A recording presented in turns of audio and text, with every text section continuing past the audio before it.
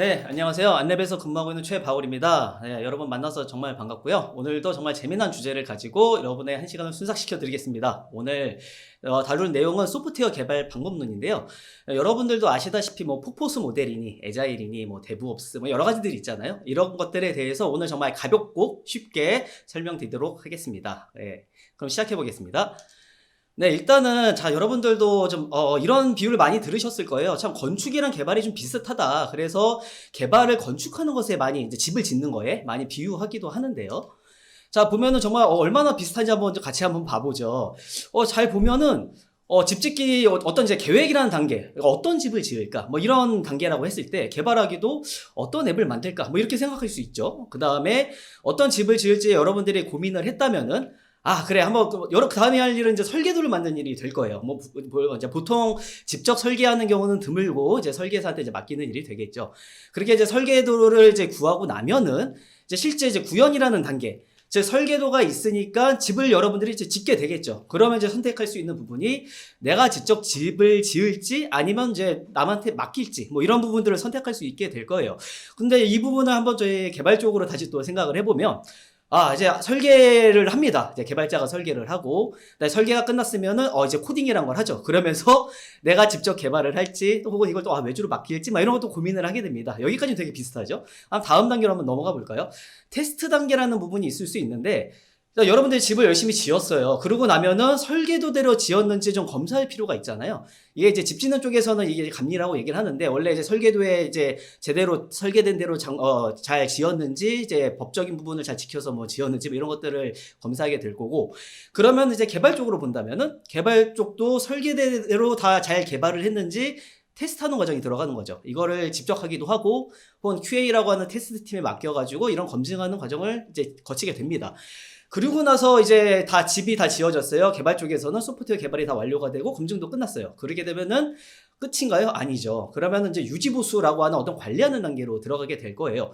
근데 이제 집을 여러분들이 정말 꿈에도 그리는 집을 여러분들이 지었는데 살다 보니까 그게 집이 항상 좋지만은 않죠. 막 하자가 발생을 합니다. 짓고 나니까 막 물이 새기도 하고, 혹은 뭐 전등이 너무 어두워가지고, 이거 좀 바꿔야겠네. 이런 생각이 들기도 하겠죠. 그리고 개발 쪽은 어떨까요? 버그가 발생을 하죠. 분명히 절대 내 코드에는 버그가 발생할 수가 없는데 라고 확신을 갖고 만들었지만 버그는 언제나 발생을 합니다. 그러면서 또한 이제 버그뿐 아니라 어떤 기능적으로 불편한 부분도 있을 거예요. 이 기능 너무 불편하네, 개선해야지. 자, 여기까지 놓고 보면은 집 짓는 거랑 개발하는 건 굉장히 닮아 있습니다. 정말 개발이랑 집 짓는 거랑 좀 비슷한데요? 이런 생각이 드실 수도 있을 거예요. 자, 그러면 저희 첫 번째 모델을 한번 얘기를 해볼 건데요. 폭포수 모델이라는 게 있어요. 여러분들 굉장히 좀 많이 들어보셨을 거고, 개발 쪽에서는 굉장히 전통적인 개발 방법론이라고 보시면 될 것 같고요. 일단은 뭐든지 그 이유가 중요하잖아요. 왜 이런 것들이 생겨났는지 그 이유를 이해하는 게 제일 중요하다고 저는 생각을 하는데, 요 폭포수 개발 같은 경우에는 1960년대 정도까지는 거의 이제 무원칙으로 막코딩이라고 얘기할 수 있는 성코딩 후수정. 말이 좋지, 막코딩 하는 거죠. 그러니까 코딩 열심히 이제 개발을 하고 나중에 문제가 생기면 고치는 이런 관행으로 개발을 해왔어요. 그러다 보니까 당연히 문제가 많겠죠. 이제 열심히 개발을 했지만은 계속 문제는 발생을 하고 이런 문제를 좀 해결을 해보자. 우리 좀 이제는 좀 체계적으로 좀 만들어 보자. 이제 그 다음에 이게 이제 예전에는 이제 소규모 개발보다는 큰 대기업에서 IBM 같은 이런 데서 개발을 많이 주도를 해오다 보니까 기본적으로 사이즈가 커요. 그러니까 대규모 프로젝트에서 뭐 수십 명, 수백 명이 개발을 해야 되는데 이런 원칙도 없이 개발하기에는 거의 불가능하다는 거죠. 엉망진창이 되기 때문에 이제 좀 대규모 프로젝트에서도 잘 동작하는 이런 방법을 가지고 좀 개발해 보자라는 걸 가지고 이제 이런 폭포수 모델이 이제 나오게 됐는데, 로이스라는 박사님께서 이제 모델을 제시를 합니다. 1970년도에 이제 논문을 통해서 이런 이제 폭포수라는 이런 개념을 제시를 해요. 이렇게 하향식으로 이렇게 쭉 만들어지는 개념을 제시를 하고, 물론 여기서 이제 여러분들도 이제 뒤에서 제가 설명드리겠지만, 이런 모델에는 좀 문제점도 좀 당연히 존재를 하거든요. 이제 그런 문제점 역시 이제 언급을 하면서 개념을 제시한 게 최초라고 보통 이제 알려져 있습니다. 그럼 이게 이제 어떻게 그런 이 폭포수 모델이라는 게 동작을 하는지를 좀 얘기를 해보면, 개발 단계가 있어요. 여기서 요구 분석이라는 단계, 설계, 구현, 뭐 테스트, 유지보수 이런 5가지 단계를 가지고 이제 보통 이제 얘기를 하고, 요거를 이제 단계를 나누겠다 해서는 좀 세부 단계가 더 들어가기도 하지만 크게는 요 정도가 되고요. 특징은 일단은 이 전체 5가지 단계가 순차적으로 개발이 되는 건데 전체 개발 작업을 개별적인 단계로 나눠서 개발을 하고 그 다음에 앞 단계가 개발이 완료돼야만 다음 단계로 넘어가는 이런 방식이에요. 그러니까 이거는 정말 하향식 순차적으로 개발하는 방식인데 요거 분석이 완료돼야 이제 설계를 하는 거고 설계가 완료돼야 구현을 하는 거고 구현이 완료돼야 테스트를 하는 거고 테스트가 완료돼야 유지보수를 하는 거고 이렇게 가는 거죠. 이제 요 용어 자체가 익숙하지 않을 수 있는데 요거 분석은 말 그대로 무엇을 개발할지 그 요구사항 뭘 만들면 좋을지 이거를 좀 정하는 과정이라고 이해하시면 좋을 것 같아요.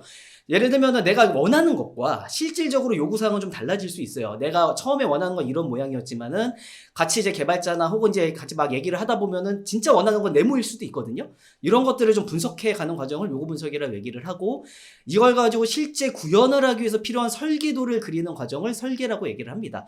그리고 나서 이 설계가 끝나고 나면 이거 실제 구현을 해야 되겠죠. 여러분 이제 보통 코딩이라고 알려져 있는 이 코드를 만드는 작업 이걸 통해서 구현을 하게 되고 그 다음에 이 구현이 완료된 걸 가지고 문제가 없는지 검증하는 게 이 테스트 과정이 되고요. 테스트가 잘 끝났으면은 이제 실제 사용을 해야겠죠. 그리고 해서 이걸 배포를 하고 나서 쭉 이 서비스, 이 제품의 수명이 끝날 때까지 좀 관리를 하고 유지보수를 하는 걸 유지보수 단계라고 얘기를 하는데 여기에 되게 좀 중요한 특징 중 하나는 각 단계마다 어떤 그 단계의 결과물에 해당하는 문서가 나온다는 거예요. 이게 좀 굉장히 중요하고요. 각 단계 옆에 보면 제가 이렇게 여러 문서들을 만들어 놨잖아요. 요거 분석이 끝났으면 요거 분석에 대한 문서가 나오고 설계가 끝났으면 설계도가 나오고 뭐 보통 이제 요구 분석 문서는 SRS라고도 업계에 많이 알려져 있고 뭐 설계는 SDS라고도 알려져 있는데 용어가 중요하지는 않고요. 그다음에 이제 구현이 끝나면 코드가 나오겠죠. 소프트웨어가 나올 거고요. 동작하는. 다음에 테스트 단계에서는 이 테스트 결과물이 나올 겁니다. 테스트 리포트 같은 게 나올 거고 그 다음에 이제 유지보수 단계에 들어가서는 여러 버그나 버그 리포트니 여러 피드백들이 올 거예요. 기능 개선도 해야 될 거고 이런 이제 특징을 갖는 게 이제 폭포수 모델이다라고 이제 이해하시면 될 것 같습니다. 여기 되게 좀 중요한 룰들이 있는데 이 폭포수 모델을 달성하기 위해서는 앞 단계가 끝나야만 다음 단계로 이동한다. 이게 되게 좀 중요한 부분이고요. 즉 요구 분석이 끝나기 전에 설계를 먼저 들어가면 안 돼요. 그러니까 예를 들면은 요구 분석해야 돼. 요구사항이 100가지가 있으면 100가지에 대해서 딱 다 정의를 다 완벽하게 해놓고 나서야 설계로 들어갈 수 있어요. 예를 들면 여러분들이 집을 짓는다고 했을 때 몇 층으로 지을지 정하지도 않았는데 설계도부터 작성할 수는 없잖아요. 약간 그런 느낌이거든요. 몇 층짜리 집을 지을지, 방은 몇 개를 지을지, 계단은 어디 만들지, 창문을 뭘 할지 이런 것들을 다 하고 나서야 진짜 설계도를 그릴 수 있겠죠? 자, 이 폭포수도 이렇게 그렇게 집 짓는 거랑 비유하면 굉장히 좀 이해가 쉬울 것 같아요. 그 다음에 좀 중요한 게 다음 단계로만 이동 가능하다. 예를 들면은 구현이 딱 끝났어요. 코드가, 소프트웨어가 나왔는데 이거 나온 상태에서 다시 요구사항을 바꾸면 안 돼요. 예를 들면 뭐가 마음에 안 든다고 기능이 요구사항을 바꿔서 다시 개발을 하고 다시 요구 분석을 하고 뭐 설계를 다시 하고 이런 건 원칙적으로 안 되는 모델이고요. 즉 재작업이 불가능하다. 이게 되게 중요하죠. 집 짓는 걸로 비교하자면 집을 다 짓고 나서 계단 위치를 변경하자는 거랑 비슷해요. 내가 계단을 오른쪽에다가 이제 만들었는데 오른쪽은 좀 불편해 보이는데 왼쪽으로 만들면 안 돼요. 이게 말이 안 되죠. 약간 폭포를 거슬러 올라가는 이런 행동인 거예요. 이런 것들은 용납하지 않고요. 그 다음에 또 굉장히 또 중요한 게 이 명세, 즉 아까 제가 문서가 나온다고 말씀드렸잖아요. 이 명세라고 얘기하는 이 문서에 기반한 구현, 이게 좀 되게 중요한 핵심이고요. 즉 모든 단계마다 그 완료에 대한 명확한 문서가 나오게 되어 있고요. 예를 들면 요구사항 분석제 내용이 됐든 설계 문서가 됐든 이런 게 다 나오게 되어 있고 그 다음에 그대로 구현하는 게 굉장히 중요한 거예요. 내가 좀 이제 구현자가 개발하는 사람이 설계도가 좀 마음에 안 든다고 내 멋대로 바꾸고 요구사항을 내 자의적으로 해석을 해서 내 나름대로 그냥 해석해서 만들고 이건 절대 용납하지 않는 모델이고요. 예를 들면 이제 설계 단계가 완료됐다라면은 이제 설계 문서가 나와야 되겠죠. 네, 이렇게 중요한 룰들이 있다. 이렇게 이해하시면 될 것 같습니다. 당연히 이 폭포수 모델의 장점이 있으니까 오랜 기간 유지가 됐겠죠. 근데 좋은 점을 한번 좀 같이 얘기를 살펴보면은 단계가 굉장히 명확하고 이해하기가 쉬워요. 요게 이제 집 짓기랑 비교하면은 되게 이제 이해하기 쉬운데 굉장히 집 짓는 과정이랑 비슷하잖아요. 단계별로 집도 뭘 지을지 구상한 다음에 설계를 하고 설계하고 나면 집 짓고 이렇게 딱딱 단계별로 넘어가는 명확한 흐름이 있고 이 폭포수 모델에 의한 개발 역시 집 짓기랑 비슷하게 딱 명확한 단계의 이동이 있어요. 그러다 보니까 관리자나 개발자나 모두에게 쉬운 개발 방법이에요. 내가 지금 무슨 단계를 하고 있으니까 무엇을 해야겠구나. 이게 명확하게 직관적으로 이해가 되는 거죠. 그리고 나서 이렇게 좀 이제 명확하다 보니까 단계라는 게 대규모 프로젝트도 관리하기가 굉장히 좀 쉬워요.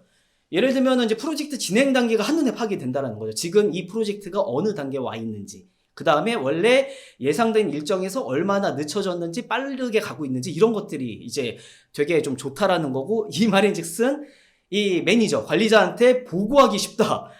이게 굉장히 좀 중요한 이제 메리트가 되는 거죠. 내가 한눈에 보이고 프로젝트 상황도 이런 상황을 더 상부에 보고하기도 쉽다. 이런 장점이 있고, 그 다음에 이게 이 전체 일정이라는 게 산출이 돼요.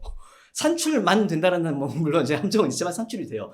여러분 이제 WBS라는 저런 이제 오른쪽에 보이는 표처럼 모든 개발할 이제 요구사항이 다 확정이 됐잖아요, 초기에. 그러다 보니까 이 요구사항은 대략 얼마가 걸릴 것입니다라는 게 미리 일정이 다 만들어지고, 그러다 보니까 전체 개발 일정이 나오는 거예요.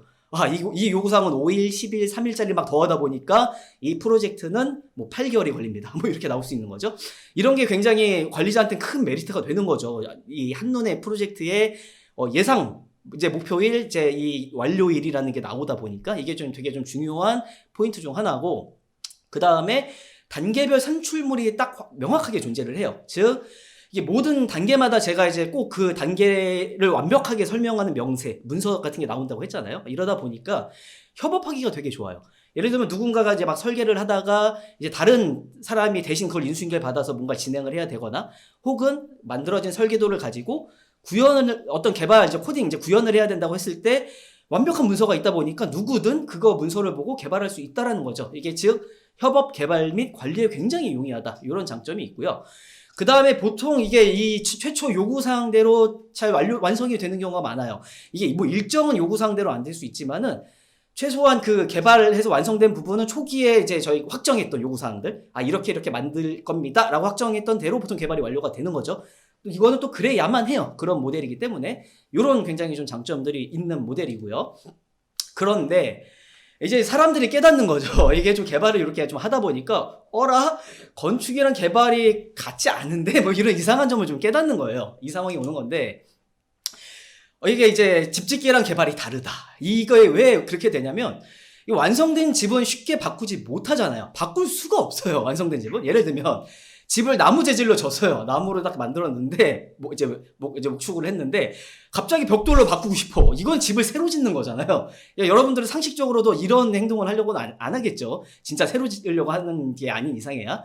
그 다음에, 집 오른쪽에 있는 계단을 아까 말씀드렸던 것처럼 왼쪽으로 옮기면 안 돼요. 이게 굉장히 어렵다라는 걸 직관적으로 알 거예요. 이미 만들어진 집을 그냥 바꾼다? 이거는 쉽지 않겠지. 돈이 많이 들어가겠지. 이렇게 생각을 하겠죠. 그런데 완성된 소프트웨어는 쉽게 변한다라는 거죠. 변할 수 있다라는 게 굉장히 좀 중요하고, 예를 들면 여러분들이 무슨 프레임워크를 기반으로 개발을 했어요. 여러분들에게 이제 소프트웨어를 개발을 했는데, 이걸 이제 뭐 고객사나 어떤 요구사항에 의해서 이걸 네이티브로 다 바꿔주세요라고 하는 게 결코 뭐 불가능한 건 아니에요. 굉장히 좀 무리하고 일정이 많이 들고 비용이 들 수는 있지만 가능한 거예요. 집 짓는 거에 비하면 훨씬 싼 비용으로 가능한 거고, 그 다음에 메인 UI에 이제 여러분들이 보이는 UI에 오른쪽에 있는 메뉴를 왼쪽으로 옮겨주세요. 뭐 이런 것들은 굉장히 쉽게 많이 빈번하게 또 발생하는 이런 변경사항이라는 거죠. 이것만 놓고 보면은 벌써 집과 소프트웨어는 뭔가 좀 다른데 라는 생각이 드는 거죠. 집 짓기와 개발이 좀 다르구나. 이런 게 올 수 있는 거죠. 이걸 이제 깨닫게 됐다라는 거고요. 제가 이거 되게 굉장히, 여러분들도 아마 보신 적이 있는 짤일 거예요. 저도 좋아하는 짤 중 하나인데, 이게 이제 고객이 이제 그 소프트웨어 현실을 적나라하게 보여주는 그림이에요. 그 고객이 이제 설명한 요건이 있어요. 저는 막 이렇게 만들어주세요 막 얘기를 했는데, 고객은 스스로. 프로젝트 리더는 저걸로 막 저렇게 이해를 하고, 그 다음에 이 분석가는 이렇게 디자인을 하고, 프로그래머는 그거를 가지고 나름의 해석대로 막 코딩을 했어요. 만들어내고 코드를. 영업은 이게 진짜 엄청나게 좋은 편안한 의자가 소파처럼. 고객님은 이런 걸 얘기했지만 우리는 더 좋은 걸 드릴 겁니다. 막 이렇게 약속을 막 해요.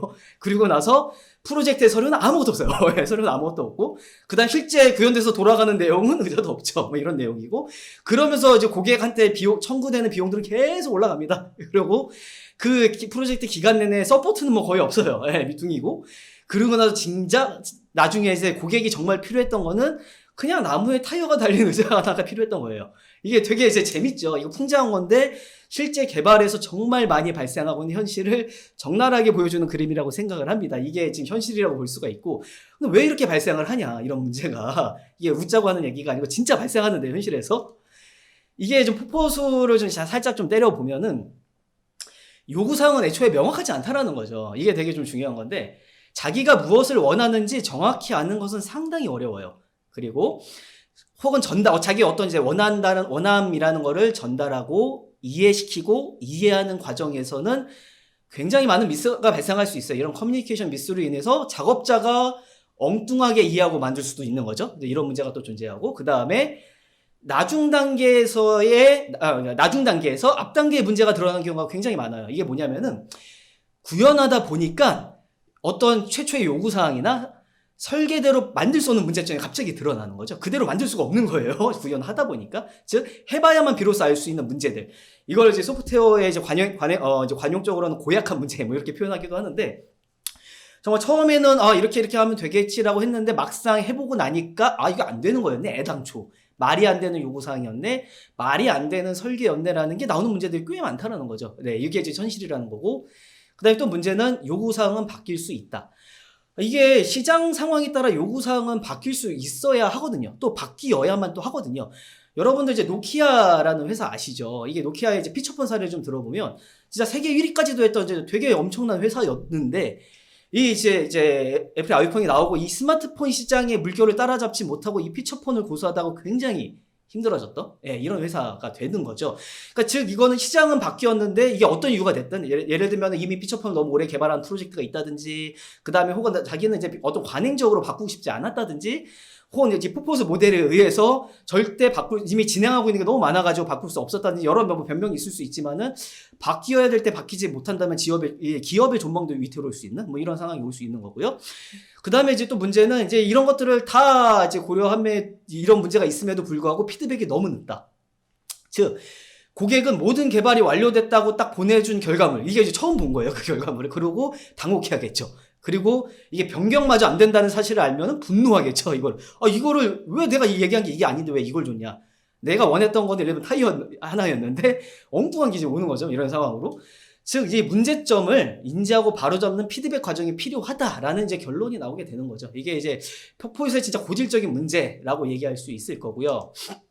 그러면 이제 바로 이제 애자일에 대해서 한번 좀 얘기를 해보겠습니다. 자, 애자일 하면은 이것도 이제 배경을 아는 게 좀 중요하긴 한데, 그러니까 애자일은 이 폭포수 모델의 이런 피드백의 부재랑 이제 변화가 좀 어려운 문제를 해결하기 위해서 나온 건데 이게 모델은 아니에요. 네, 제가 뒤에 설명을 드릴게요. 그러니까 실은 이제 이런 이제 문제로 현업에서는 이미 폭포수 모델을 수정하거나 혹은 아예 독자적인 방법을 가지고 계속 개발을 해봤어요. 즉 개발자들도 자기 야근 안 하려고 나름 이제 살 길을 찾던 이제 이런 이제 생존의 시기였던 거죠, 이게. 폭포수는 답이 안 나오니까. 나름 즉 이제 그렇던데 이제 폭포수 이 모델 세상에서 나대면 지킬 수 있겠죠. 공식적으로는 그럼요. 이게 태양은 이제 지구를 돕니다. 이렇게 얘기할 수밖에 없고 속으로는 누가 좀 공식적으로 지구가 태양을 돈다고 좀 정해줬으면 좋겠다. 이 폭포수가 이게 문제가 많다고 좀 얘기를 해주면 좋겠다. 막 이럴 때였다라는 거죠. 그리고 실전에서는 이 폭포수를 좀 개선을 하거나 수정을 하거나 혹은 정말 피드백을 빨리 받을 수 있는 다른 개발 방법론을 가지고 개발을 하거나 이런 게 이제 막 이루어졌던 시기였고 그러면서 이제 어느 딱 지점에 딱 도래하자마자 이런 게 됩니다. 이제는 현실을 인정하자, 우리. 어차피 처음에 모든 요구사항을 확정짓는 건 애초에 불가능한 일이었다. 이걸 좀 인정을 하고 이미 우리도 나름대로 폭포수 모델을 변형해서 개발하고 있지 않냐. 이렇게 서로 이제 생각을 하는 거죠. 그리고 관리만을 위한 방법론으로는 아무것도 바꿀 수 없다. 즉, 이 폭포수 모델은 관리가 편하긴 하거든요. 아까 제가 한눈에 다 보인다고 했잖아요. 이런 모든 상황이. 근데 그렇다고 이게 말 그대로 어떻게 보면 눈욕이나 이제 눈속임이 될 수도 있지 현실을 바꿀 수 없는 거기 때문에 이런 방법론은.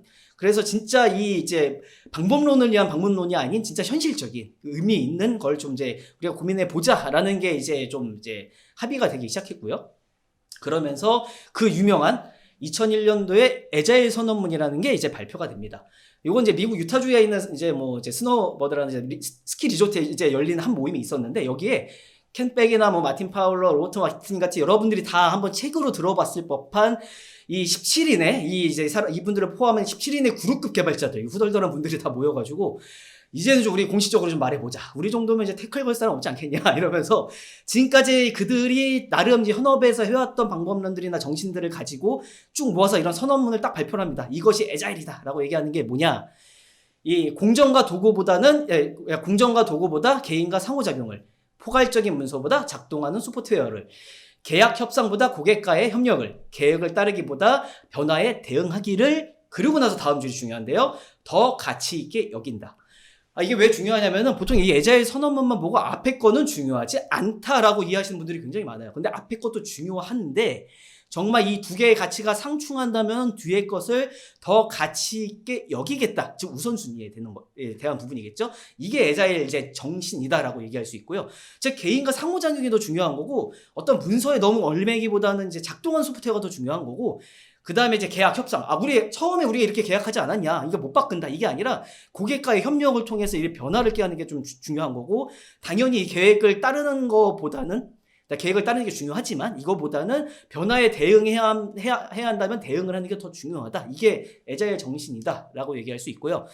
앞에 제가 설명드렸듯이 애자일의 본질은 애자일은 방법론이 아니라 정신이라는 거죠. 어떤 핵심 가치들. 앞에 얘기했던 이런 핵심 가치들이라는 거고 애자일이라는 용어가 약 기민하다, 민첩하다 이런 게 이제 포함되어 있어요. 이 안에는. 그래서 이 비즈니스의 요구 변화들, 이제 시시때때로 변하는 이걸 따라가지 못하면 기업이 이제 존망이 달려있을 수 있는 이런 부분들을 민첩하게 수용하고 변화해라라고 얘기를 하는 거고 그럼에 있어서 실패를 두려워하지 마라. 이게 기업이라는 게 한 번 실패로 기업이 망할 수도 있다라는 두려움이 당연히 있기 때문에 이 실패를 두려워하지 않는 용기가 되게 중요하다라는 걸 굉장히 또 강조를 하고요. 그 다음에 굉장히 또 이제 와닿을 수 있는 이런 애자일 정신의 내용인데 실행하고 빨리 실패하고 배우고 다시 시도하라. 이게 굉장히 멋진 말이죠. 일단 do하고 fail fast하고 run하고 다시 redo해라. 즉 이 실패를 통해서 빨리빨리 배우고 이게 실패를 두려워하는 마음 때문에 아예 실행조차 안 하면 변화조차 없으니까 빨리 시도해보고 그냥 실패해서 배우고 다시 시도하다 보면 개선이 된다는 얘기죠. 이게 되게 중요한 정신이라고 할 수 있고 따라서 우리는 애자일 방법으로 개발해라는 거는 엄밀히 말하면 정확한 표현은 아닌 거예요. 이거를 너 애자일로 개발한다고 얘기하는 사람한테 너무 항상 딴지를 걸 필요는 없겠지만 일단 엄밀히 말하면 정확한 표현은 아니고 애자일 정신에만 부합한다면은 다양한 실천 방법이 나올 수 있어요. 그러다 보니까 왜냐면 애자일은 정신이니까 그냥. 그런데 이제 물론 이제 이 주요 방법론에는 이제 익스트림 프로그래밍이라고 얘기하는 요 XP랑 이제 스크럼 등이 보통 이제 많이 나와 있고 이런 것들을 가지고 많이 개발을 하고 국내에서도 특히 저 스크럼이라는 이제 개발 방법론을 가지고 많이 이제 애자일에 적용되고 있는 이제 사례죠. 저희 회사 역시도 스크럼으로 개발을 하고 있고요. 그러면 이 애자일, 일단 스크럼을 예로 들어서 이 애자일이 어떻게 동작하는가, 애자일 정신을 적용한 이 개발 방법론이 어떻게 동작하는가를 좀 설명을 드려보면 포포스는 개발 단계는 동일해요. 5가지가 그대로 있죠. 이제 요구 분석, 설계, 구현, 테스트, 출시가 그대로 있는데 이 단계들이 여러 번 반복하는 거예요. 짧은 단위로 쪼개가지고 여러 번 반복하는 건데 예를 들면 이제 해야 될 일이 있을 거잖아요. 이게 요구사항이라고 얘기할 수 있는 일을 해야 될 일이 있을 건데 이거를 그냥 백로그라는 걸로 그냥 쭉 그냥 관리만 해요. 그냥 우리는 이 정도 일을 해야 돼. 이렇게 약간 좀 러프하게 좀 관리를 해놓고 그 다음에 실제 이제 한 스프린트라고 얘기를 하는 한 2주에서 4주 정도의 짧은 기간만 딱 정해놓고 이 안에서 해야 될 일만 저 백로그에서 가져다가 그것만 구체화를 해서 딱 이제 일부 되게 적은 것만 가져오겠죠. 그 중에서 2주에서 4주면 금방 지나가니까 그 정도만 정해놓고 그 개발 스프린트를 그냥 빠르게 반복하는 거예요. 짧게. 그러니까 스프린트 하나에서 할 수 있는 일만 딱 가져다가 구체화해서 일정 정하고 개발하고 나서 끝났으면은 또 다음 스프린트로 넘어가고 이게 이제 반복되는 건데 한 스프린트가 끝났다는 얘기는 저기 보면 스프린트 단계 마지막 출시가 있잖아요. 이 말은 그냥 개발이 완료가 돼서 고객한테 배포될 준비가 끝났다는 의미가 돼요. 이 애자일 스크럼에서는. 즉 제품을 출시하게 되는 거예요. 스프린트가 하나 끝나면 고객한테 이게 이제 제공이 되는 거죠. 즉 보통 이걸 이제 출시하는 걸 릴리스라고 저기 표현을 하는데 제품을 이제 릴리스했다 이렇게 얘기를 하죠. 이게 굉장히 매우 짧은 릴리스 주기를 갖는다라는 게 이제 이게 특징이고요. 그 다음에 이제 빨리 이 제품을 고객한테 전달을 했으니까 고객한테 피드백이 역시 빨리 올 거잖아요. 이거는 써보니까 이런 문제가 있는데요. 이게 뭐가 불편한데요? 이런 피드백이 빨리 오는 거를 다시 백로그에 추가를 해서 다음 스프린트에 반영을 하고 즉 이 1, 4를 무한히 반복을 하면서 지속적으로 개선을 하는 게 이 애자일을 이제 이용한 이 스크럼 개발 방법론이다라고 이해하면 되는데 이게 계속 이게 반복되는 거예요. 스프린트가 하나 돌고 둘 돌고 세 개 돌고 나서 어떤 기간을 딱 정해놓고 그 안에 할 일들을 계속 반복하는 저 스프린터 말고 달리기 선수 이거 이제 표현을 하는 거죠. 저기 그림 보시면은 달리기 선수 보이잖아요. 거의 몸이 가루가 되도록 뛰고 있죠. 약간 이런 거예요. 진짜 몸이 가루가 되도록 계속 뛰는 거예요. 그래서 개발자한테 굉장히 되게 좀 부담이 될 수도 있고 힘들 수도 있고 딱 개발이 완료가 이제 스프린트가 이제 끝나고 나면은 녹초가 될 수도 있는 너무 많이 이제 에너지를 쓰고 집중했기 때문에 이걸 약간 요해서 반대로 얘기하면은 이제 좋은 점은 굉장히 효율이 좋고 집중하고 근데 출시가 굉장히 빨리 나올 수 있는 그래서 진짜 이 폭포수 모델보다 피드백이나 이런 것도 빨리 받지만 개발 효율도 올라갈 수 있는 이제 이런 이제 개발 방법론이다라고 이해하시면 좋을 것 같고요. 요 이제 그 스크럼 이제 위시한 요 이제 애자일 이제 개발 방법론에 대해서 좀 좋은 점을 얘기를 해보면 뭐 말할 것도 없죠. 변화에 빠르게 대응이 가능해요. 얘는 이게 굉장히 중요한데 계획과 기능에 대한 변경이 쉬워요. 이거는 말 그대로 그냥 빨리빨리 반복을 하니까 짧은 주기를 가지고 문제점을 조기에 발견할 수 있고요. 고객한테 빨리 줬으니까 빨리 알 수가 있죠. 어떤 문제가 있는지. 그리고 고객이 정말 원한다라는 기능은 우선순위 높여서 백로그에서 빨리 가져오면 되니까 스프린트에 가장 빠른 스프린트에 이제 적용해서 개발을 하면 되겠죠. 즉 이게 빠르게 출시가 가능해서 고객은 만족도가 높겠죠. 내가 원하는 거 바로바로 이제 받을 수 있으니까. 즉 반대로 얘기하면 이거는 이제 항상 출시 가능한 제품 상태를 계속 유지를 해야 된다라는 물론 이제 제약은 따르고요.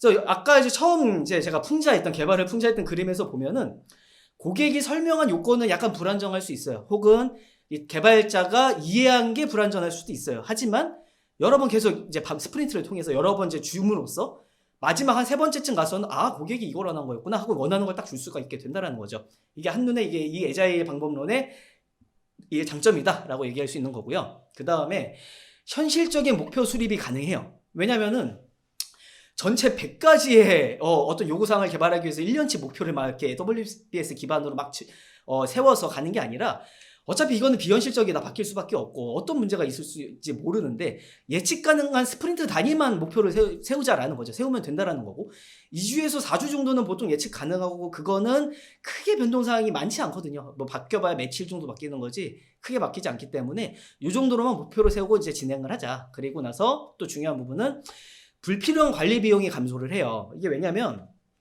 전체 일정을 세웠다라는 건 일정을 누군가 관리를 해야 된다는 거거든요. 그러니까 예를 들면은 어떤 기능이 한 달 늦어졌어요. 개발이 지연이 돼가지고 어떤 문제가 있어서 그러면 그 뒤에 줄 서 있던 기능들도 다 한 달씩 밀어줘야 되는 거 뒤로 이런 관리들을 막 이렇게 해야 되는 문제가 있어요. 근데 개발 최소 약속된 일정 때문에 미룰 수 없으면 뭔가를 또 막 빼야 될 거고. 이게 어차피 변할 일정인데 무의미하게 계속 이런 리소스 써서 관리하는 관행들이 많이 있었는데 이런 것들 안 해도 된다라는 거고 진짜 할 일 목록과 이제 할 일 목록인 요 백로그와 그 다음에 예측 가능한 스프린트 일정만 관리하면 된다라는 게 어떻게 보면 되게 좀 장점이라고 볼 수가 있고요.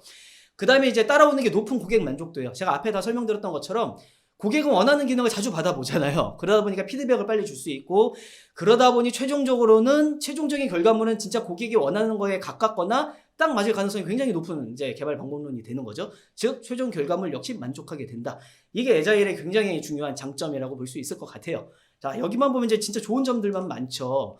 그런데 이게 애자일이라는 게 뭐 지금 진짜 우리나라에서도 많이 이걸 이제 적용을 하고 있다 보니까 이런 사례들이나 실제 저희 회사에서도 적용한 사례들을 가지고 좀 얘기를 좀 생각을 해보면 애자일 적용 시 그러니까 완벽하게 적용되기 전에는 적용 단계는 이게 경영진의 지원이 부족할 수가 있어요. 왜냐면은 이 폭포수 모델과 달리 이 일정이 한눈에 안 보이잖아요. 애들이 하는 건 그 스프린트 뭐 길어야 한 달 정도 단위로밖에 이제 뭔가 보이지 않고 나머지는 어디 그냥 백로그라고 얘기하는 뭐 할 일 목록이 다 때려놓고 있는 거야.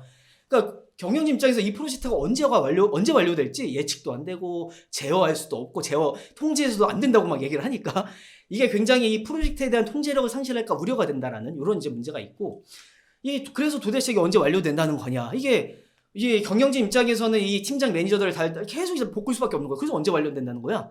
예정 기간 안에 완료가 된다라는 거야? 그래서 이게 밀린다는 거야? 당겨진다라는 거야? 뭐 전체 일정도 없다고? 막 이런 상황이 굉장히 받아들여지기 힘들고 약간 문화 충돌 같은 상황이라는 거죠. 이런 게 있고. 그 다음에 이제 애자일과 기업 문화 자체가 그냥 충돌할 수도 있어요. 아까 애자일 제가 정신들 말씀드린 거 있잖아요.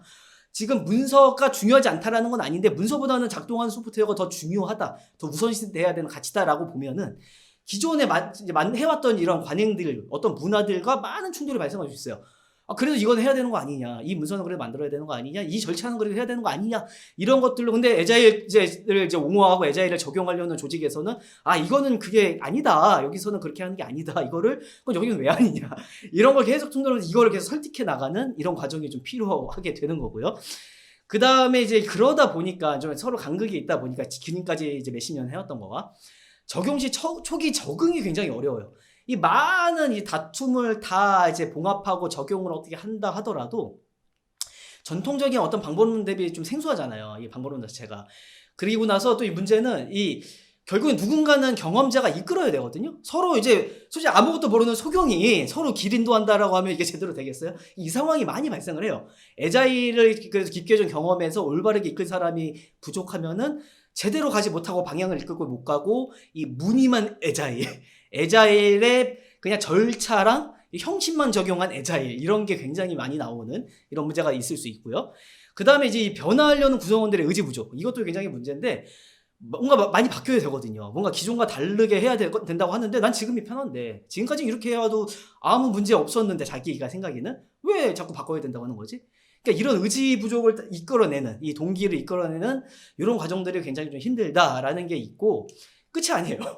애자일을 적용한 이후도 또 문제인데 다 이제 설득이 됐어요. 그리고 다 같은 마음으로 그래 우리 애자일 한번 해보자 멋지게 한번 해봅시다 라고 딱 적용을 해서 했는데 애자일의 특징 자체가 잦은 요구사항 변경이잖아요. 이거는 그냥 애자일의 약간 본질과 같은 건데 그러다 보면은 이 스펙을 이제 확정할 수 없어서 잦은 재설계가 발생을 하거든요. 그러니까 스펙을 확정한다는 게 말이 안 되는 거예요. 애당초.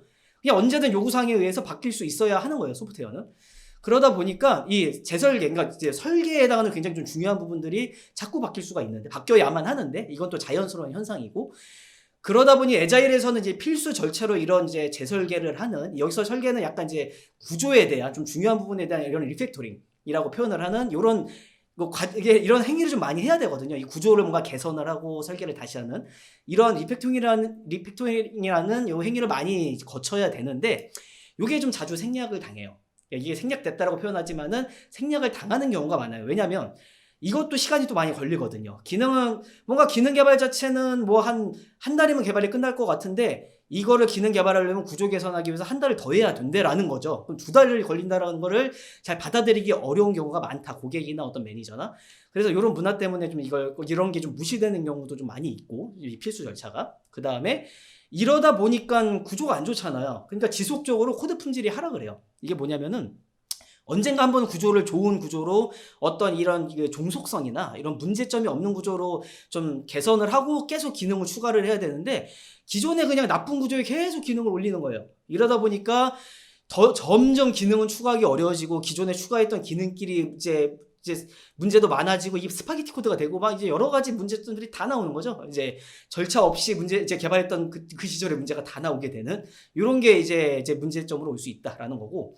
그 다음에 문제는 이게 애자일의 특징 중 하나가 빠른 릴리스 주기가 있잖아요. 빠른 배포 주기. 이게 장점이었는데 그냥 빠르기만 한 릴리스가 될 수가 있는 거예요. 이게 짧은 개발 주기를 가져가다 보니까 개발자들도 아직 이제 성숙되지 않아서 이 부분에 있어서 그러니까 완성도가 미흡하거나 충분히 테스트하지 않은 코드가 그냥 출시가 되는 거죠. 그런 기능이.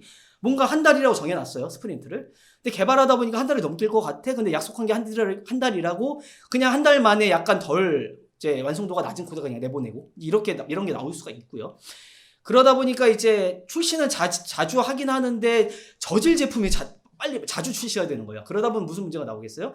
고객들은 이제 쓰다 보니까 막 장애가 더 쟤들은 막 패치만 하면 장애내고 얼마나 짜증나요. 할 때마다 막 불편을 막 야기시키고 기업 이미지에 큰 타격이 올 수 있게 되는 거고요. 이제 배포만 빠르게 한다고 이제 주기가 이제 능사가 아닌 거잖아요. 이런 부분이. 그 다음에 이제 이름만 애자일인 막 코딩 이런 게 이제 결국엔 갈 수 있는 거예요. 그냥 개발 단계를 생략해버려요. 그리고 야 애자일은 문서가 중요한 것도 아니고 이런 절차 관행이 중요한 것도 아니고 그냥 빨리 배포하고 빨리 만드는 게 중요한 거래. 이렇게 그냥 자기 자의대로 해석을 해서 개발만 빨리 하고 내고 하다 보면 이건 그냥 개발하고 나중에 고치는 관행으로 복귀하는 거죠. 애자일 중 하나가 뭔가 이제 배포를 하고 피드백을 받아서 다시 개선한다라는 걸 어떻게 보면 자기 입맛대로 이제 받아들여서 야, 문제 생기면 그냥 나중에 고치면 된대. 그런 개발 방법론이래. 빨리 그냥 개발해서 내고 문제 생기면 또 받아서 고치면 되지 뭐. 이게 이렇게 되는 이건 결국 옛날 폭포수 모델 이전에 마코딩과 다를 바가 없는 그 시절로 복귀하는 이런 이제 문제가 다시 발생하기도 하고요. 그리고 아무런 계획도 문서도 테스트도 없어서 이 프로젝트가 그냥 폭탄이 돼버리는 게 폭탄 프로젝트가 돼버리는 이런 이제 문제들도 많이 발생을 합니다. 저 그림에서처럼 엉망진창으로 쌓아 올리는 거죠. 어디서부터 손을 대야 될지도 모르는. 네.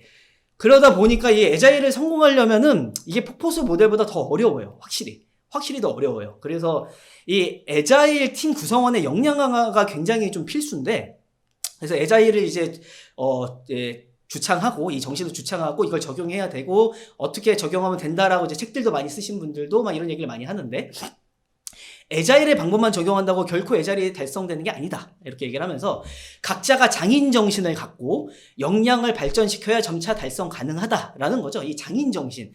이게 굉장히 좀 중요해요. 이게 개발에서 약간 장인 정신 하면은 뭔가 좀 안 하다 할 수 있는데 뭔가 손에 연장을 들고 땀을 흘리면서 이게 좀 필요하다라고 얘기를 하고 한 애자일 팀이 온전히 되기 위해서는 찐 애자일 팀, 진짜 애자일 팀이 되기 위해서는 팀원들은 이 애자일 달성을 위한 연습을 지속해야 한다. 이 프랙티스를 굉장히 좀 강조를 하거든요. 이거를 꾸준히 각자가 좀 노력해서 해야 한다라고 얘기를 하는데 연습을 보면 여러분들이 정말 이게 되게 중요하게 생각하고 이미 여러분들도 알고 많이 실천하고 계시는 것들이 이게 다 나와 있어요.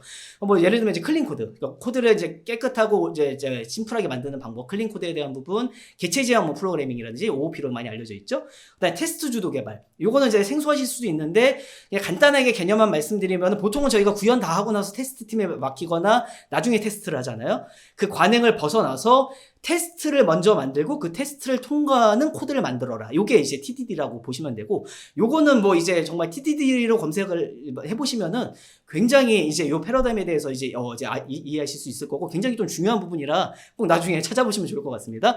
그리고 또 이제 얘기를 하는 게 짝 프로그래밍. 요거는 이제 XP라고 얘기하는 익스트림 프로그래밍 쪽에서도 많이 이제 이걸 강조하는 이런 내용인데, 둘이 같이 개발을 해라. 짝 프로그래밍이라고 얘기해서 둘이 컴퓨터 하나를 놓고 같이 이렇게 이제 협업을 하면서 서로 역량 강화도 시키고 거기에서 시너지를 얻어내는 이런 이제 실천 방법 중 하나고요. 이 부분이 이게 처음에는 되게 어색할 수 있는데 여러분들이 개발하는 거를 과거를 잘 되돌아보면은 뭐 친구한테 야 잠깐만 이리 와봐 이거 좀 코드 좀 봐줘 이런 경험들이 있을 수 있을 거예요. 그게 짝 프로그래밍이다 라고 이해하시면 될 것 같고 그걸 공식적으로 하자 라고 이제 이해하시면 될 것 같아요. 그 다음에 이제 코드 리뷰. 요 문화가 뭐 없는 문화재 회사도 있겠지만 대부분 코드 리뷰가 있겠죠. 코드를 작성한 거에 대해서 동료들이 같이 검토해주고 실제 코드가 이 레파지토리에 반영되기 전에 뭐 이런 것들을 거치는 이제 과정인 거죠. 이런 프랙티스들, 연습들이 굉장히 중요하다라고 강조하는 게 애자일을 성공하기 위한 이제 비법이 될 거고요. 그런데 이 끝이 아니에요. 이상과 현실이 또 있어요. 이 부분이.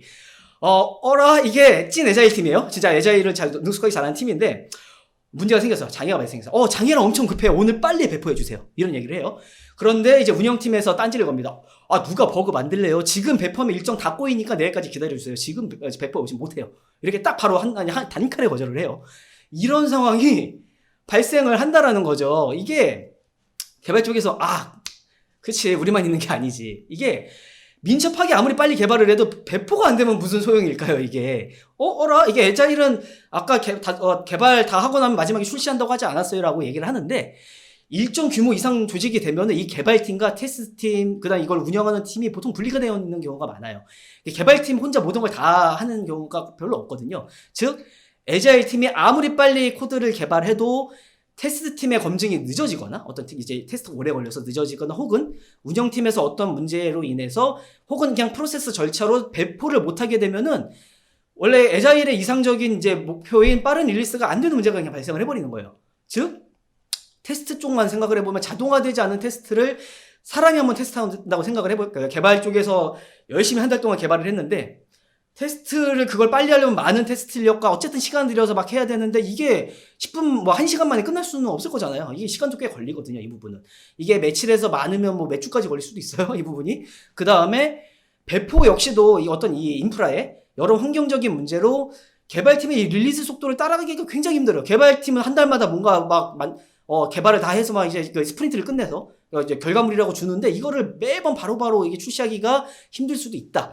혹은 이게 주기가 짧으면 2주 만에 막 나오는데 이 스프린트 이제 결과물이 그걸 바로바로 이제 따라가기가 굉장히 어려울 수도 있다.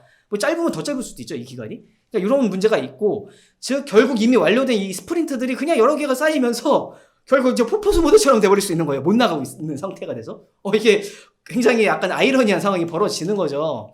근데 이게 이제 누구의 잘못도 아닌 상황이긴 하거든요. 잘 생각을 해보면. 개발과 운영은 원래 지금 그렇게까지 된 각자의 목적과 시스템이 있어요. 즉 오래된 조직일수록 이게 다 이유가 보통 있거든요. 다 존재 목적과 이유가 있는데 이게 왜, 이제 이 조직이 존재해야 될 목적이 있고 구축해온 그 시스템과 문화, 관행들이 다 있게 돼 있거든요. 개발은 어떨까요? 개발은 속도가 중요하죠. 빠른 속도로 고객의 요구사항을 만족시키면서 계속 애플리케이션을 개선을 해야 되고요. 그 다음에 개선하다가 어떤 만들어진 버그가 있다면은 신속히 해결을 해야 돼요. 물론 이제 애초에 버그라는 걸 안 만들면 좋겠지만 뭐 이제 저나 여러분들이라 이제 매일 생산을 하니까 버그를 그건 이제 쉽지가 않고. 근데 운영은 안정성이 중요하죠. 이게 인프라를 최대한 안정적이고 쾌적한 상태를 유지를 해야 되는 게 이 운영의 되게 중요한 이제 목표 중 하나거든요. 그러니까 서비스 장애 같은 사고 치면 안 돼요. 진짜 평생 먹으려고 하루에 다 먹을 수 있어요. 운영 인력이. 그러니까 이게 이런 코드 이제 구현은 이제 개발 쪽에서 해놓고 이제 이게 욕이란 욕은 운영 쪽에서 다 먹는 거예요. 그걸 이제 배포하려고 했다가. 즉 이게 솔직한 마음이 이런 거죠. 아, 쟤네는 맨날 노래. 이제 이 개발팀의 이제 마음이죠. 아, 내 코드가 문제가 아니라 네 장비가 문제라고 막 이런 얘기를 하고, 운영팀에서는 아, 쟤들은 맨날 사고만 치네. 이런 얘기를 하면서 내 장비가 문제가 아니라 네 코드가 문제라고. 이게 서로 지금 이런 얘기만 하고 있는 거예요. 이게 내 코드가 문제니 장비가 문제니 이러면서 왜 빨리 배포를 안 해줘? 왜 자꾸 장애를 일으켜? 막 이러면서 이 답 없는 싸움을 하고 있는. 그래서 이런 데브옵스라는 개념이 등장을 합니다. 이게 이제 재미난 게 아까 에자일도 제가 정신이라고 말씀드렸잖아요. 이게 데브옵스나 뒤에 또 나올 또 하나 더 있는데 그거 다 정신이에요. 그러니까 제가 어떤 이제 에자일 방법론이라고 표현하더라도 이 정신에 입각한 어떤 이제 방법론이라고 이해하시면 좋을 것 같고요. 이 데브옵스라는 것도 한번 이제 요새 워낙 핫하다 보니까 배경 먼저 한번 얘기를 해보죠. 이건 앞에 제가 언급드렸던 것처럼 개발하고도 빠른 배포가 불가능한 문제를 해결해보자. 이렇게 나온 거예요. 즉 개발과 테스트랑 운영 조직이 다 이게 연관되어 있는데 배포에 이거를 좀 유기적으로 합쳐서 소통이 됐든 협업이 됐든 진짜 물리적인 통합이 됐든 간에 이게 빠른 릴리스를 좀 달성을 하자. 어떤 형태가 됐든 이걸 하나의 유기체인 것처럼 합쳐가지고 요 목적을 좀 달성을 하자라고 해서 나온 게 데브옵스고요. 보면은 개발을 의미하는 이 디벨롭먼트와 운영의 이 오퍼레이션스를 이제 합친 합성어죠. 두 개. 이제 데브옵스라고 얘기하는 게 요걸 이제 하나처럼 하자라고 하는 게 이제 데브옵스의 개념이 되고요. 자, 딱 이제 핵심 딱 두 줄로 요약할 수 있을 것 같아요. 에자일로 빠른 시간에 개발하고 데브옵스로 빠른 시간에 배포하자. 이거를 달성하자라는 거죠. 이게 이제 뭐 여러 사람들이 뭐 이제 있겠지만 제가 꼽아보면 뭐 이제 패드릭 드보어나 뭐 존 엘스퍼, 뭐 폴 해먼드 뭐 이런 분들이 2007년도에 처음 이제 패드릭 드보어가 이제 얘기를 하면서 쭉 여러 이제 컨퍼런스를 통해서 이런 개념들이 이제 공식적으로 이제 알려졌는데 이게 개발팀이랑 운영팀이 이제 분리되어 있다 보니까 에자일로 개발하면서 이런 협업과 소통 문제, 빨리 이제 배포도 해야 되는데 뭔가 각자의 처한 상황이 있다 보니까 빨리 배포가 안 되고 이런 문제로 이제 고민이 많았던 거예요. 아, 이걸 어떻게 좀 해결할 방법이 없을까? 좀 진지하게 고민을 해보자. 이게 빨리 개발해도 배포가 빨리 안 되면 진짜 에자일이 아니고 아직 에자일이 완성된 게 아닌데 이걸 어떻게 할 수 없을까? 막 이런 고민을 하게 됐고 그러면서 굉장히 유명한 말을 이제 합니다. 운영은 이제 안정화가 아니라 비즈니스를 가능하게 하는 것이 목표다. 즉 그냥 운영을 위한 운영을 하는 게 아니라 정말 운영이 비즈니스를 위해서 바뀌어야 된다라면은 끊임없이 잦은 주기로 바뀌어야 한다. 변화가 필요하다라는 거를 이제 얘기를 하는 거 이거에 이제 거의 많은 사람들한테 큰 울림을 준 거죠. 아, 기존에 당연히 운영은 안정적으로 뭔가 운영을 해야 되고 막 이런 것들이 관념이라는 게 있었는데 운영이 비즈니스를 이제 가능하게 만들어주지 못한다라면은 그 운영이 무슨 필요가 있는가? 회사가 망하고 운영이 뭐가 의미가 있냐? 비즈니스가 망하고 나서. 그러니까 이런 거에 있어서 이제 울림을 딱 주게 되면서 데브옵스가 막 이렇게 퍼져나가게 됩니다. 자, 그럼 이거를 이제 어떤 방법을 가지고 이게 동작을 하는가로 얘기를 하면은 저기 보면 이제 개발과 검증과 운영이라는 게 있죠. 이게 이제 세 개가 다 걸쳐 있고 이 세 가지 단계가 어떤 체인, 이 파이프라인이라는 이 고리를 가지고 그냥 유기적으로 다 연결돼서 동작을 하는 거예요. 근데 여기 중요한 거는 이게 기존에 이제 사람들이 이제 수동적으로 이제 개발이 끝나면 검증을 하고 검증이 끝나고 운영을 한다라면 기존과 다를 게 없잖아요. 그러니까 이걸 다 자동화를 하자. 그래서 이 모든 과정들이 온전히 다 자동화가 돼서 개발이 끝난과 동시에 검증이 자동화로 완료가 되고 사람의 개입이 없더라도 그 다음에 배포까지 완료가 돼서 아무 문제가 없고 이렇게 끝내자. 즉 통합. 어떤 코드가 이제 통합되는 거, 저희가 이제 머지라고 얘기를 하죠. 통합되는 것과 빌드, 뭐 테스트, 배포, 그 다음 배포 후에 문제가 없는지 모니터링을 하고 피드백을 받고 이런 부분들의 개발이 사이클, 개발과 배포의 이 사이클의 모든 부분을 이게 되게 중요한 게 신뢰 가능한 수준으로 자동화하면 개발에서 배포까지 빠르게 반복할 수 있다. 한 방에 갈 수 있다. 즉 진정한 애자일, 이 이상적인 목표를 달성할 수 있다라는 게 데브옵스죠. 이게 왜 중요하냐면 그냥 단순히 자동화시킨다고 되는 게 아니에요.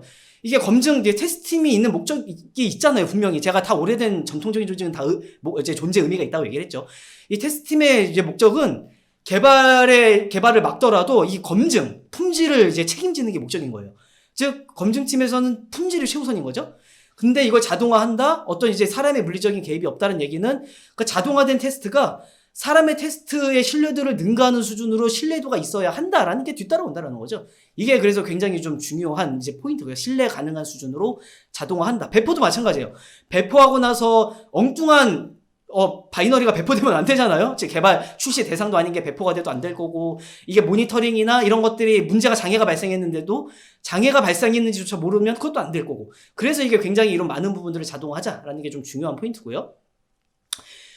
그래서 이거의 좀 장점을 좀 얘기를 해보면, 이 데브옵스에 이 늪에 빠진 에자일을 구원하는 밧줄 같은 거예요, 얘는.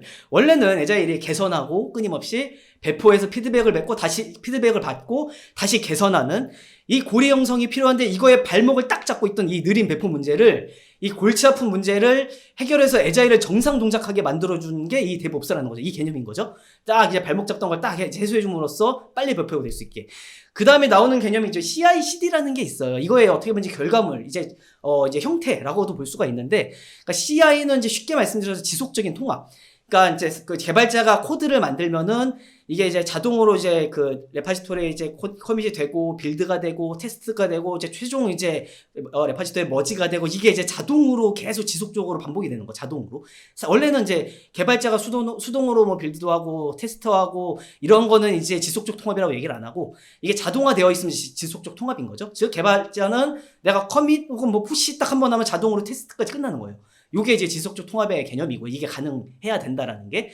그 다음에 CD라고 얘기하는 부분은 지속적인 배포 혹은 뭐 이제 전달, 이제 뭐 딜리버리, 뭐 요거의 이제 약자인데, 얘는 어쨌든 이제 다 만들어져서 머지까지 됐다 한들 배포가 안 되면은 이제 고객한테 가는 게 아니니까, 이게 테스트까지 완료가 돼서 출시할 수 있는 요 이제 제품을 지속적으로 계속 자동으로 배포를 해주는. 그래서 이게 당연히 이제 신뢰할 수 있는 어떤 프로세스 하에 배포가 돼야겠죠? 요게 이제 지속적 이제 배포 및 전달, 지금 CD라고 얘기하는 개념인데, 요 두 가지가 좀 중요한데, 이거에 대한 어떻게 보면 이제 결과물인 거죠. 이 데브옵스라는 게. 이게 가능해야만 데브옵스가 동작을 하니까. 요게 이제 이 내용이고. 그래서 이게 잘 적용이 됐다라면은 이 폭풍 릴리스가 가능해요. 이게 뭔 말이냐면은, 구현에서 이제 릴리스 배포까지 모든 부분이 자동화되어 있잖아요. 신뢰 가능한 수준으로. 그러다 보니까 이게 미친 효율을 보이면서, 원하면 하루에 뭐 10번이라고 제가 표현을 했지만은, 이게 뭐 이제 원하면 100번, 1000번도 가능한 거예요. 이거는 릴리스 뭐 금방 나오거든요. 테스트도 다 자동화되어 있고, 뭐 배포도 뭐 자동화되어 있고 이러면은, 바로 이제 개발자가 이제 개발이 끝나고 나면은 금방 이제 고객한테 이게 이제 제공될 수 있는. 그렇기 때문에 원하는 만큼 릴리스도 가능하고 신뢰할 수 있다라면은, 즉 아무런 배포에 아무 제약이 없어져 버리는 이게 엄청난 이 효율을 보일 수 있다라는, 기업이 이제 혹할 만한 이런 장점을 가지고 있고요. 그런데 이게 좀 오해와 좀 비극이 좀 있어요. 이게 모든 게 이 정신이라고 얘기하다 보면은 이 정신을 곡해하기도 하고 제대로 적용하기가 되게 어려운데, 이게 에자일 잘하기도 힘든데 이것까지라는 이제 부담이 일단 있는 거예요. 일단 모든 과정을 신뢰 가능한 수준으로 자동화가 이게 말이야 쉽지. 여러분 생각하더라도 그러니까 CI/CD도 솔직히 이게 달성하기 어려운데, 이걸 데브옵스라는 것까지 해가지고 모든 조직과 문화가 진짜 하나인 것처럼 이렇게 만드는 게 굉장히 어려운 거거든요. 이게 또 개발자 개개인의 노력만으로도 안 되고, 운영진의 결단과 조직원들의 이제 문화의 변화, 뭐 이런 것들이 다 필요한 거기 때문에 이게 좀 쉽지 않다라는 게 있고, 그 다음에 이걸 이제 가능하게 하려면은 이걸 가능하게끔 다양한 툴들도 잘 활용을 해야 하고, 그 툴들의 문제점도 명확하게 알아야 되고, 한계점도. 근데 없다라면 직접 개발을 해서라도 그런 것들을 가능하게 만들어야 돼요. 뭔가 사람이 들어가서, 원래 이게 1시간 안에 배포가 돼야 되는 게 사람이 개입하는 단계가 딱 하나가 중간에 있어가지고, 걔 때문에 하루가 딜레이 된다라면 걔는 더 이상 온전한 데브옵스라고 얘기하기 되게 어려워지는 부분이에요. 이제 목표가 이게 이제 1시간이었다라고 하면은. 그 다음에 이제 이게 개발팀에만 에자일 도입하는 것도 힘들었는데, 이게 뭔가 테스트 운영을 뭔가 합쳐야 된다라는 이런 부담감, 이게 되게 어려움, 이런 게 이제 올 수가 있는 거고. 또 오해 중 하나가, 야 그냥 개발자가 테스트 운영 혼자 다 하는 거라는데? 막 이렇게 생각을 하면서, 야 그냥 팀 하나로 다 합치고 그냥 혼자 다 하면 되는 거래, 인원들 다 줄이면 되겠네, 막 이렇게 관리자나 경영진이나 뭐 이렇게 생각할 수도 있고, 개발자는 나 혼자 지금 개발하는 것도 벅차 죽겠는데 이제 뭐 테스트 운영까지 혼자 다 하라고? 이러면 그냥 이제 퇴사각 제겠죠, 이 개발자는. 그러니까 이게 진짜 자동화돼 있어야만 가능한 거예요. 진짜 데브옵스 이제 운영 조직에서는 혼자서 혹은 소수에서 이걸 다 하는 조직들도 잘 있어요. 자기가 잘 자동화돼 있고 있으면 진짜 인원이 많이 필요 없거든요. 근데 이게 자동화까지 가기 전에라면은 이런 어떤 협업들, 이미 기존에 있는 조직들이 하나인 것처럼 동작하기 위한 협업 단계라는 게 좀 필요한데, 앞서서 이런 것들 싹 무시하고 그냥 일 네가 혼자 다 해. 네가 개발도 하고 그냥 테스트도 하고 그냥 운영도 혼자 다 해라고 하면은 이건 옛날 원시 시대로 돌아가는 것과 다를 게 없고 그냥 줄퇴사를 일으키는 이제 행정인 거죠. 이런 부분은. 그다음에 또 이제 따라올 수 있는 게 전문성이랑 이 책임 소재 문제가 또 있어요. 이런 부분이 좀 실제 이제 적용하다 보면 원래 이제 전문성이라는 게 하나의 분야에만 이제 집중하다 보면 자연스럽게 생기는 게 어떤 직무를 분리해 놓음으로써 생기는 게 전문성이라는 거잖아요. 하나를 오래 보다 보면. 근데 이제 개발자가 이것저것 막 얇게 하다 볼 수 있는 거예요. 뭔가 해야 될 게 되게 많거든요. 개발자라는 것도 되게 어려운데 공부해야 될 것도 많고, 알아야 될 뭐 이제 테크닉이나 이런 이제 트렌드 따라가야 될 것도 많은데, 테스트도 해야 된다고 하고, 뭐 자동화도 해야 된다고 하고, 운영도 뭐 자동화 해야 된다고 하고, 그럼 그 개념도 알아야 되고, 막 이러다 보니까, 너무 얇게 하다 보니 전문성이 결여되는 이런 문제들도 또 많이 발생할 수 있고요. 그 다음에 이 원래는 전문성에 따라서 이게 이제 부여됐던 이 책임 소재들, 예를 들면은 개발팀은 개발을 잘 책임지면 되고, 이제 테스트팀은 품질을 책임지면 되고, 운영은 배포나 이제 운영을 책임지면 됐던 것들을 합치다 보면 이 책임 소재가 모호해지는 거죠. 문제가 발생했을 때. 이게 신뢰 가능한 수준에, 그래서 자동화가 되게 중요하다고 했잖아요. 신뢰 가능한 수준이 아니라면은 당연히 장애나 문제가 발생할 수 있는데, 혹은 그 단계 과정이 있다면 이걸 그럼 누가 책임질 것인가? 이거를 다 분리됐던 조직을 이렇게 합쳐서 해버리면은 서로 내 책임 아니야, 혹은 모두의 책임이 하는, 결국 누구의 책임도 아니야라는 얘기가 돼버릴 수 있으니까 이런 문제가 좀 따를 수 있다. 이런 것들이 각 이제 기업마다 좀 해결해야 될 이제 숙제로 남게 되는 거죠. 이런 부분들이. 그다음에 여러분들 깜짝 놀랐을 수 있는데, 그 다음에 이제 이게 끝이 아닙니다. 이 무시무시한 분이 갑자기 등장하기도 해요. 이제 겨울이 오고 있는 거죠. 갑자기 보안이 갑툭튀합니다. 그리고 갑자기 파산을 해요. 이게 뭔 소리야? 갑자기 이제 소프트웨어 이제 개발하면 이걸 어떻게 빨리 개발하고 에자일로 이걸 어떻게 빨리 배포를 하지, 데브옵스를 이제 어떻게 운영을 하지, 막 이러기 바쁜 개발자들한테 갑자기 보안 문제가 빵 하고 터집니다. 그러면서 갑자기 기업이 휘청해요. 갑자기 기업이 망했대, 파산했대, 막 이런 문제가 나오기 시작합니다. 옛날 랜섬웨어 피해 지금도 심각하지만 예전에도 정말 심각한 게 많았죠. 기사에도 많이 나왔고 여러분들도 너무 잘 아실 거라고 생각을 합니다. 이런 이제 피해들에 대해서. 그러면서 나온 게 이제 데브옵스라는 개념들이 막 또 다시 이제 언급되고 있습니다. 요거는 굉장히 이제 오래되지 않은 최신 용어라 이제 잘 모르시는 분들도 있지만은 보안이 중요하다는 건 다 아니까 이제 배경을 좀 설명을 드리면, 더 이상 보안을 별개로 두고 개발하면 안 된다라는 거죠. 이 부분은. 즉, 소프트웨어는 출시하고 나서 이제 과거부터 지금까지 수많은 보안 공격이 시달렸어요. 그냥 소프트웨어는 계속 공격이 시달려 왔어요, 지금까지. 더 유명한 소프트웨어면 말할 것도 없고요. 그러다 보니까 이게 자칫하면은 기업의 존망이 위태롭게 될 수도 있어요. 이게 그냥 취약점 한번 공개됐을 때 이걸 수정을 빨리 못하거나 이거를 통해서 개인정보가 유출이 됐다든지, 혹은 어떤 공격을 당해서 이 기업의 중요 데이터, 어떤 랜섬웨어나 이런 것 통해서 데이터가 다 날아갔다라든지, 그러니까 기업이 완전 소프트웨어의 취약점으로 인해서 그냥 그 기업의 자산이 없어질 수가 있거든요. 그냥 이게 손가락 한번 튀기면서 이제 모든 자산이 날아가 버리는, 이게 진짜 발생을 하는 거예요. 진짜 랜섬웨어를 예를 들더라도 이 랜섬웨어에 걸린 기업은 하루아침 날벼락 당하는 거죠. 갑자기 준비도 안 됐는데 모든 DB의 모든 데이터가 다 날아가 버렸대. 복구도 안 된대. 돈은 한 수십억, 수백억을 그걸 달래. 난 돈이 없는데. 이러면 파산해버리는 거죠, 그냥. 손해배상에 시달릴 거고. 즉, 이게 보안 문제 한 방에 모든 것이 사라질 수 있고, 진짜 사라진 사건까지 발생을 하면서 기업들이 이제 떠는 거죠. 이게 뭔가 보안을 이제 생각해야겠구나. 옛날에는 뭔가 이건 그냥 보안팀의 일이 아니야? 이렇게 생각하던 게 이제 아니구나라는 게 이제 오는 거고, 이게 데브옵스 같은 게 이제 에자일이나 데브옵스가 적용되면서 릴리스가 진짜 빨라졌잖아요. 빠르다 보니까 빨라졌다는 얘기는 이게 계속 공격이 더 자주 노출될 수 있다는 의미이기도 해요. 뭔가 코드가 빨리 만들어진다. 즉, 이 말은 취약한 코드가 또 많이 배포가 된다. 즉, 코드가 만들어졌다는 얘기는 뭔가 버그가 있을 가능성이 계속 올라가는 거거든요. 아무것도 안 하면 버그가 없는데 계속 뭔가를 하니까 버그는 계속 발생할 가능성이 있고, 이거에 대한 공격은 계속 들어올 거고, 이 대응 속도를 따라가기에는 한계점이 존재한다는 거죠. 개발은 빨리 했지만은 보안은 훨씬 어렵기 때문에 이 개발보다 이것들 취약점을 패치하거나 이런 거는 전문 분야가 아니다 보니까 이 따라가는 데는 이 대응에는 한계점이 당연히 존재할 수밖에 없는 거예요. 느리게 따라갈 수밖에 없죠. 그 사이에 기업이 못 버티면은 진짜 기업의 존망까지 위태로울 수 있는 거고, 그러다 보니 이제 제안을 합니다. 우리 개발과 이 시큐리티, 보안과 그 다음에 운영을 하나로 하자. 이 데브옵스로는 부족하다. 우리가 데브섹옵스를 하자라고 나온 게 이 개념이고요. 제가 이건 정신이라고 말씀드렸죠. 그러니까 보안을 되게 중요하게 생각하자라는 거고, 이를 이용한 여러 가지 개발 방법론들이 나오는 건데, 일단은 애자일로 빠르게 개발하고, 여기까지 또 동일해요. 그리고 데브옵스로 빠른 시간에 배포하기 전에 보안을 좀 챙기자. 즉, 개발만 하더라도 그냥 개발하고 끝이 아니라 그냥 개발하는 과정부터, 그러니까 개발 시작부터 보안을 고려해서 배포까지 이 보안이 따라가자라는 개념이에요. 그래서 오늘 뭔가 코드에 커밋이 발생을 했어요. 기능이 만들어졌다면은 취약점 먼저 한번 볼까요? 이제 자동화 취약점을 진단을 해보는 거고, 그 다음에 뭔가 인프라에 배포가 돼야 되고, 뭐 어떤 인프라가 있다면 그 인프라 취약점도 뭔가 점검이나 준비를 좀 해야 될 거고, 이런 부분들을 진짜 자동화된 이제 프로세스로 챙겨서 하자, 뭐 이런 게 이제 데브섹옵스라고 볼 수가 있어요. 이걸 어떻게 하냐라고 보면 크게 데브옵스랑은 크게 다르지 않아요. 데브옵스에 뭐 새로운 이제 과정이 큰 덩어리가 들어간다는 게 보다는 그냥 모든 과정에 이 시큐리티 보안을 고려하자라는 게 데브섹옵스라고 이해하시면 되고요. 그냥 기존의 데브옵스 어떤 이렇게 데브옵스를 개발하던 모든 과정들, 애자일로 개발하고 막 이제 배포를 하는 이런 과정 전반에 걸쳐서 자동화된 보안 취약점 진단 과정들, 이제 보안을 자동으로 점검하는 이런 과정을 추가하자라는 개념이고요. 특정한 부분이 아니라, 그러니까 자동화된 이 모든 파이프라인의 모든 과정들, 그러니까 뭔가 개발하고 배포하고 뭐 피드백되는 모든 과정에 이런 보안을 고려하자라는 개념인 거죠. 고려해야 된다. 어떤 이제 툴이나 어떤 이제 방법들을 이용을 해가지고, 요게 이제 정신이라고 볼 수 있을 거고. 근데 좀 딜레마가 있어요. 이 데브섹옵스가 되게 말은 맞고 틀린 말이 하나도 없어요. 이제 보안을 고려해야 되는 것도 맞고, 저도 이제 보안업계에 종사를 하다 보니까 진짜 보안이 굉장히 취약한 소프트웨어가 진짜 많거든요.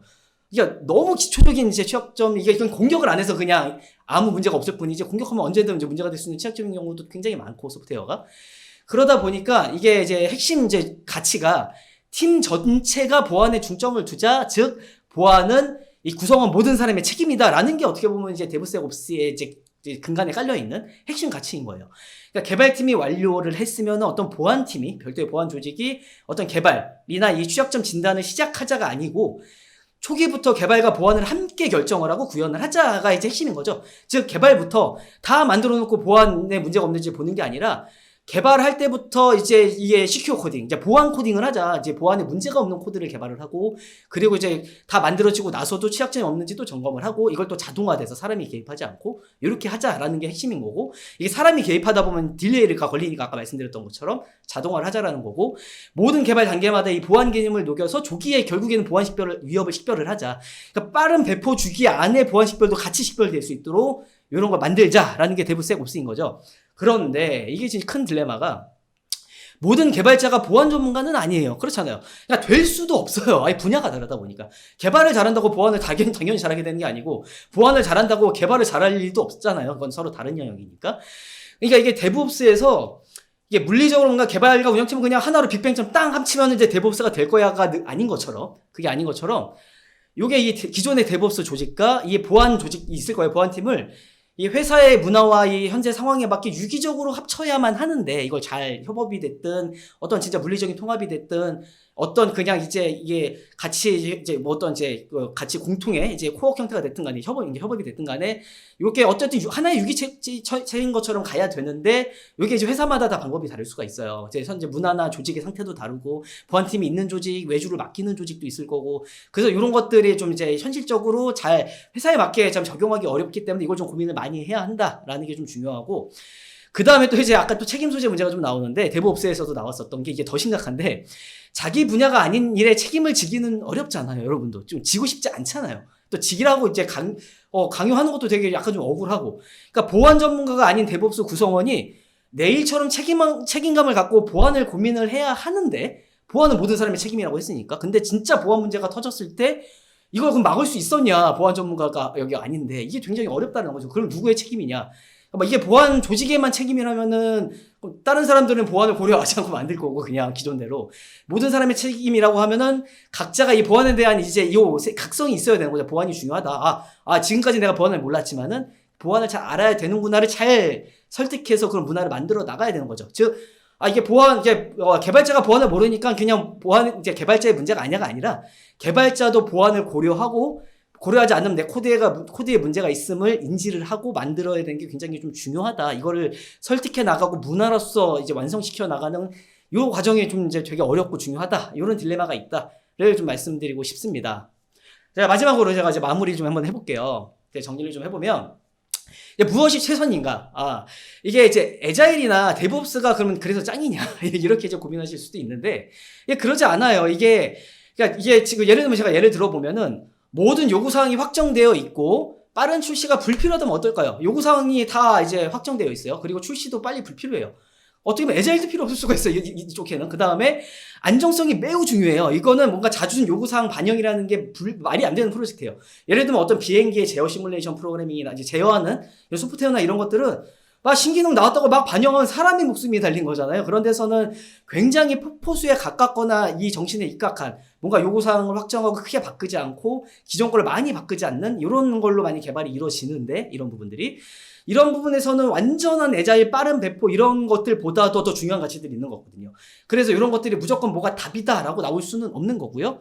다음은 개발 방법론이 아니라 이해가 되게 중요한 거거든요. 이 부분이. 그러니까 왜 다양한 개발 방법론들이 나올 수밖에 없었나? 왜 폭포수 모델의 어떤 문제, 에자일의 어떤 이제 한계, 그 다음에 이제 어떤 데브옵스의 어떤 문제, 막 이런 것들로 인해서 막 다양한 정신들이 나왔잖아요. 그걸 이용한 개발 방법론들이 이제 나왔고, 이게 왜 없었나를 좀 이해를 하고, 우리 프로젝트에 진짜 필요한 것은 어떤 것인가를 이제 이해를 좀 생각해보는 게 중요한 거죠. 그러니까 우리는 무조건 에자일을 해야 돼. 우리는 데브옵스를 해야 돼. 데브섹옵스를 해야 돼. 막 이런 유행을 따라가는 게 아니라 우리 이제 비즈니스에 적합한 건 무엇인가를 좀 고민을 해보면 여러분들은 정말 스스로 합리적인 판단을 내리실 수 있을 거라고 저는 이제 확신을 합니다. 정말 먼저 과거와 현재를 이해하고요. 그 다음에 현재 필요한 것들을 적용하시고 나면은 미래에 판단할 수 있는 데이터를 얻으실 수 있을 거예요. 그걸 통해서 여러분들은 합리적인 판단을 내릴 수 있을 거라고 생각을 합니다. 네, 여기까지가 제가 이제 준비한 이제 강의 다 이제 마쳤고요. 여러분들과 함께 정말 긴 시간, 이제 짧지만 요 이제 시간을 통해서 이제 개발 방법론들에 대해서 같이 쭉 얘기를 나눠봤는데요. 이걸 통해서 여러분들도 같이 요 개발 방법론에 대해서 과거와 현재 그리고 앞으로에 대해서 같이 고민을 하는 이런 이제 시간이 되었으면 좋겠다고 생각을 합니다. 여러분들의 정말 멋진 개발 이제 개발 인생과 이제 앞날을 응원 드리고요. 자, 여기까지 강의 이제 잘 시청해 주셔서 감사합니다.